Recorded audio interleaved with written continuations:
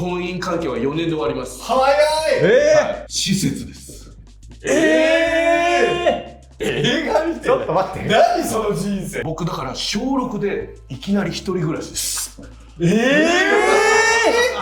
ちょっと泣きそうなんだけど。すごいな、須田さんの人生。ちょっと待って、全部初めて聞くんだけど。